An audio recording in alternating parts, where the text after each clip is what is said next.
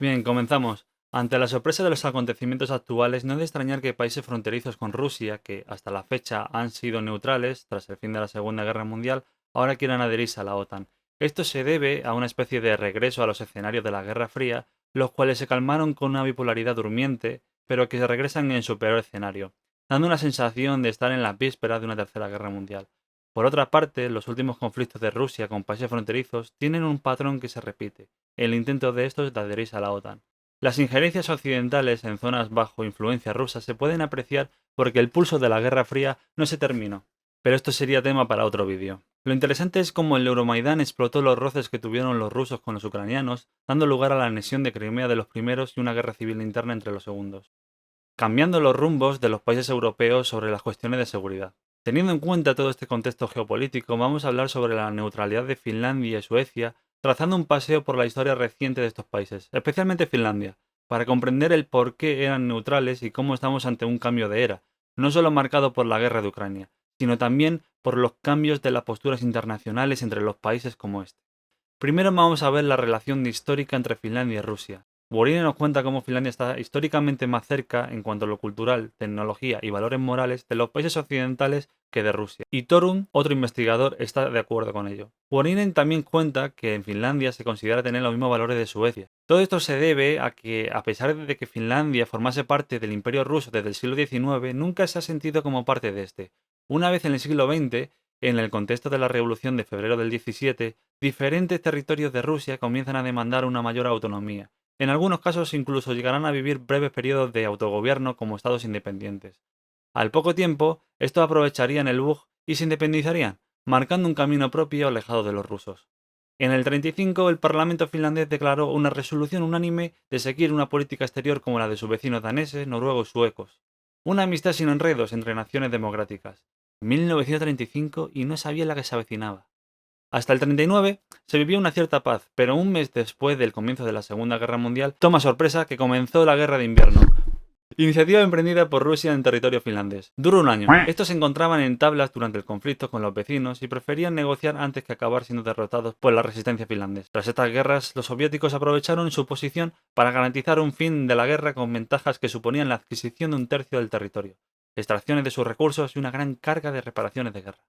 Todo ello fue aceptado por los derrotados para salvaguardar y mantener la soberanía nacional y su independencia. Después de esto, los finlandeses estarían cabreados como chinches y se unieron a los nazis para continuar la guerra que no acabó hasta 1944. La guerra terminó con un armisticio por parte de los soviéticos. Después de esto, los nazis se enfadan y le declaran la guerra a los finlandeses llamada la Guerra de Laponia. En fin, no daban para más los pobres finlandeses. El cese del fuego y el armisticio no significaba que los finlandeses se sintieran seguros con los soviéticos, especialmente por estas demandas y porque durante el mismo año que se acabó la guerra se frustró un golpe de Estado comunista, mostrando cómo era la política exterior soviética hasta el 48. El horno no estaba para bollos y los finlandeses decidieron hacer como que no pasó nada para que llegase una paz duradera con el Tratado de Amistad, Cooperación y Asistencia Mutua entre Finlandia y la Unión Soviética. Mientras tanto, el Kremlin dice estar mostrando una generosidad y capacidad de que un país democrático y capitalista puede convivir a lo largo de la frontera con la URSS. Desde luego, generosos se ven. Ahora que conocemos los precedentes históricos de Finlandia, vamos a lo que nos interesa en estos momentos sobre el país.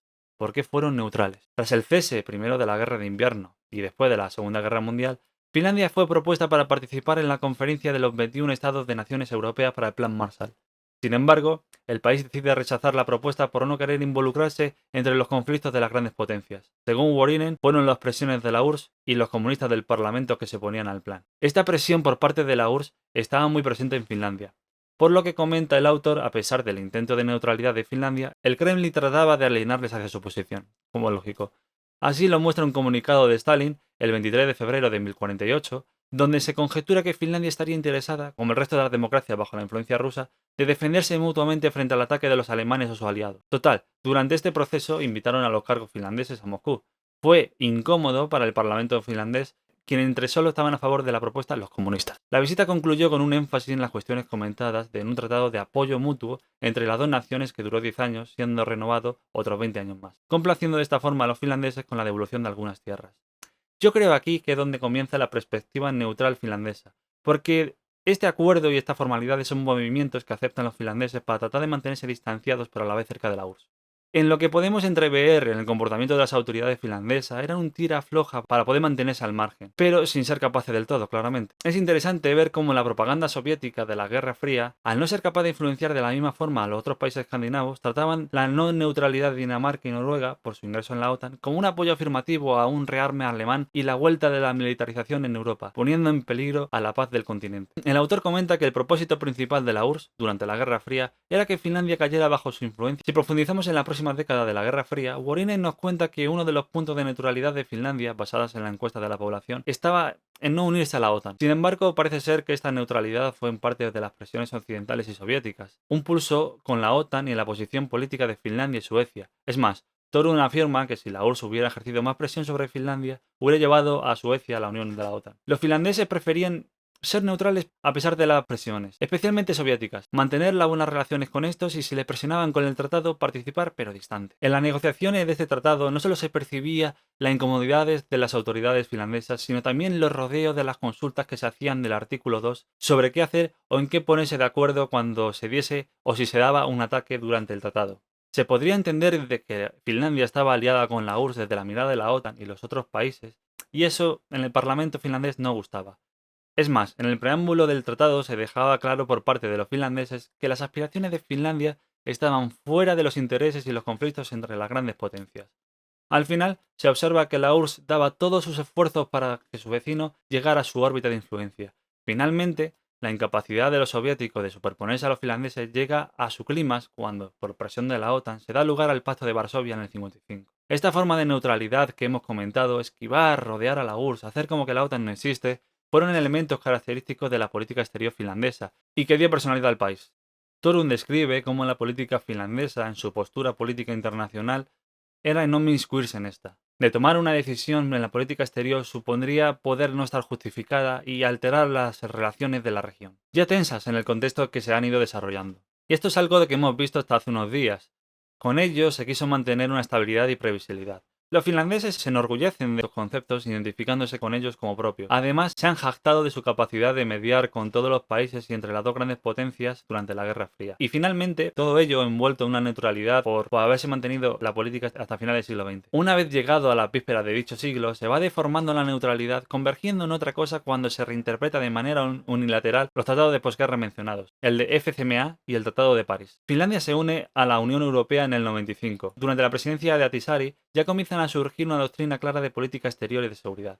Esta forma de encaminar la política exterior se debe a que el presidente se dio cuenta de que los tiempos cambiaron y los modelos de seguridad estáticos que se llevó durante la Guerra Fría habían terminado. El concepto de seguridad se dirige a aspectos económicos, sociales y medioambientales en un sentido amplio, con el ingreso de la Unión Europea y la perspectiva de la seguridad que debía de dejar de ser ambiguo. Al formar parte de un organismo mayor tiene ciertas exigencias y la nación se vio en la necesidad de mostrar una defensa militar creíble y participar en ejercicios conjuntos internacionales para reforzar la seguridad común. Estas direcciones que tomó el país llegaron a hacerse evidente que el enemigo real de los escenarios donde se entrenaba el ejército finlandés cambió de los occidentales a los soviéticos, llegando hasta la actualidad que conocemos hoy con los rusos. En conclusión, vemos cómo Finlandia sufrió un mar de conflictos militares con Rusia y Alemania, sufriendo sus estragos, viendo cómo se comprometió su integridad. Por ello, tras el conflicto y la situación europea, trató de ser un país pacífico y neutral a toda costa, como medio de supervivencia hasta la disolución de la URSS que fue tendiendo más hacia Occidente. Finlandia, en principio, en el contexto actual, no debería tener preocupaciones por su vecino, ya que su frontera no está militarizada ni ha formado parte de la URSS como estado satélite. Por ello, un aspecto interesante que tomar en la conclusión en la perspectiva ciudadana de Finlandia y Suecia, cómo se ha dado ese cambio de un no a un sí rotundo. Los mismos ciudadanos indican en los medios que no vean un peligro real en los rusos, pero que sin embargo ya sienten miedo y prefieren mantener distancia. Una población que sus mayores son conscientes de que es una guerra y la posguerra, y una población joven que obviamente no quiere conocerla, da lugar a un miedo general por los rusos, ya que saben que culturalmente son distintos y porque su país está más cerca de Occidente que de ellos. Por otro lado, sería también interesante añadir a todo esto el contexto de guerra con Ucrania, país próximo a Rusia, si los medios occidentales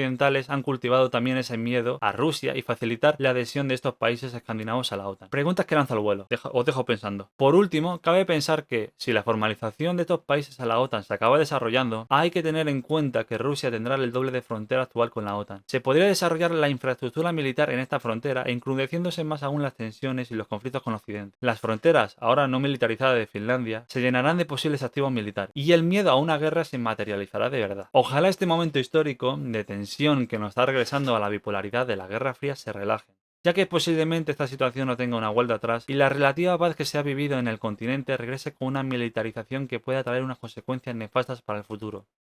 Espero que te haya gustado este vídeo, dale un like, recuerda que las fuentes donde he obtenido la información está abajo en la descripción. Te agradecería muchísimo darle difusión a este vídeo para compartir una perspectiva distinta sobre la situación actual que estamos viviendo y suscribirte al canal ya que habrá más contenido en los próximos días.